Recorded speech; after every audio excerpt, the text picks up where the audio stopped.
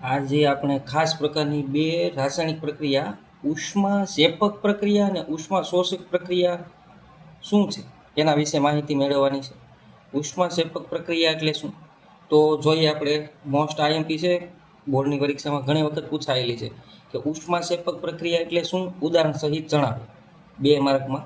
તો આપણે જોઈએ ઉષ્મા શેપક પ્રક્રિયા એટલે શું, તો કે એવી રાસાયણિક પ્રક્રિયા કે જેમાં નિપજનું નિર્માણ સાથે ઉષ્મા ઉત્પન્ન થતી હોય. તો કોઈ પણ રાસાયણિક પ્રક્રિયાની અંદર નિપજનું નિર્માણ તો થાય જ, કોઈ પ્રક્રિયકો મળી અને નિપજનું નિર્માણ તો કરે જ છે, પણ નિપજના નિર્માણ સાથે સાથે ઉષ્માનું નિર્માણ થતું હોય તો આવી રાસાયણિક પ્રક્રિયાને ઉષ્મા શેપક રાસાયણિક પ્રક્રિયા કહે છે.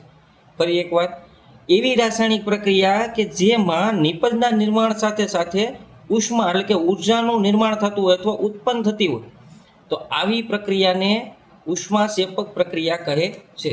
આપણે એનું એક એક્ઝામ્પલ જોઈએ તો મિથેન વાયુનું એક્ઝામ્પલ આપ્યું છે. મિથેન વાયુને હવામાં સળગાવવામાં આવે તો મિથેન વાયુ એટલે કુદરતી વાયુ. તો આ કુદરતી વાયુ છે એનો ઉપયોગ આપણને જાણીએ છીએ કે રાંધણ ગેસ છે, ગાડીની અંદર સીએનજીનો ઉપયોગ થાય છે. તો આ મિથેન વાયુ છે એને સળગાવવામાં આવે હવાની હાજરીમાં.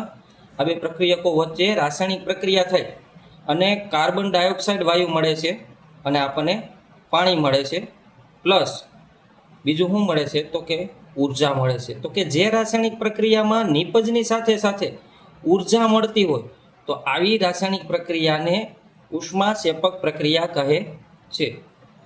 તો બીજું એક્ઝામ્પલ એ આપણને આપેલું છે કુદરતી વાયુનું સળગવું. તો કુદરતી વાયુ સળગે છે તો એ પણ એક ઉષ્મા શેપક પ્રક્રિયા છે. હવે જોઈએ આપણે ઉષ્મા શોષક પ્રક્રિયા એટલે શું. ઉષ્મા શોષક પ્રક્રિયા છે શું? તો ઉષ્મા શોષક પ્રક્રિયાનું આપણે જોઈએ કે ઉષ્મા શોષક પ્રક્રિયા મોસ્ટ આઈએમપી, જે રાસાયણિક પ્રક્રિયા દરમિયાન ઉષ્મા આપવી પડતી હોય. તો જો આમાં ઊંધું છે, ઉષ્મા શોષક પ્રક્રિયામાં રાસાયણિક પ્રક્રિયા થાય તો એની અંદર ઉષ્મા ઉત્પન્ન થાય છે, નિપજની સાથે સાથે ઉષ્માનું પણ સર્જન થાય છે. તો એવી પ્રક્રિયાને ઉષ્મા શેપક પ્રક્રિયા કહે છે.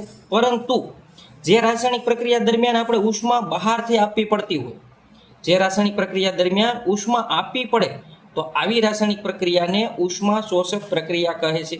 એનું એક એક્ઝામ્પલ આપણે બુકમાં નથી આપ્યું પણ આપણે એક્ઝામ્પલ બહારથી ગોતેલું છે. બરફનું ઓગળવું. કેવી રીતે બરફનું ઓગળવું?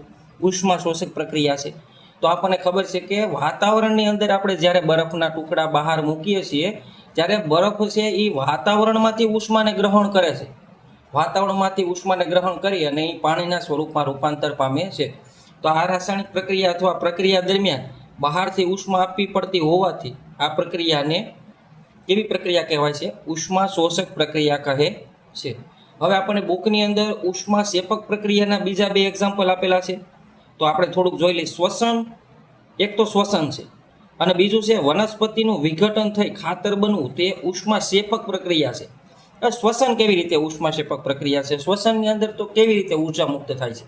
તો એ આપણે બાયોલોજીના ચેપ્ટરની અંદર જ્યારે આપણે જોશું ત્યારે હું સમજાવીશ કે શ્વસન છે એ ઉષ્મા શેપક પ્રક્રિયા છે. પણ ઉપરથી અત્યારે હું તમને કહી દઉં કે આપણે જ્યારે શ્વસન એટલે કે શ્વાસ લઈએ છીએ એ શ્વાસ દ્વારા આપણા શરીરની અંદરથી ઉર્જા મુક્ત થાય છે. એ શ્વાસ છે એ અંદર આપણા શરીરની અંદર રહેલી જે પ્રોટીન છે, વિટામિન છે, જે દ્રવ્યો છે ઉર્જા સ્વરૂપે સંગ્રહિત છે, ગ્લુકોઝના ફોર્મની અંદર હોય તો એનું વિઘટન કરે છે અને આપણા શરીરને ઉષ્મા આપે છે.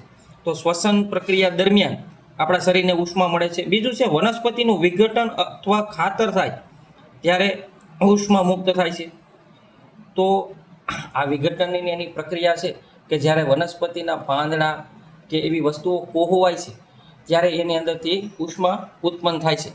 તો આ બંને પ્રક્રિયા આઈએમપી છે કે એમસીક્યુમાં આપણને પૂછી લે કે નીચેમાં આપેલી કઈ કઈ પ્રક્રિયા છે એ ઉષ્મા શેપક પ્રક્રિયા છે. તો શ્વસન છે, વનસ્પતિનું વિઘટન થઈ અને ખાતર બનવું એ છે. કુદરતી વાયુનું સળગવું પણ ઉષ્મા શેપક પ્રક્રિયા છે. ઉષ્મા શોષક પ્રક્રિયામાં આપણે બરફનું ઓગળવું એવું એક્ઝામ્પલ એને આપી શકીએ.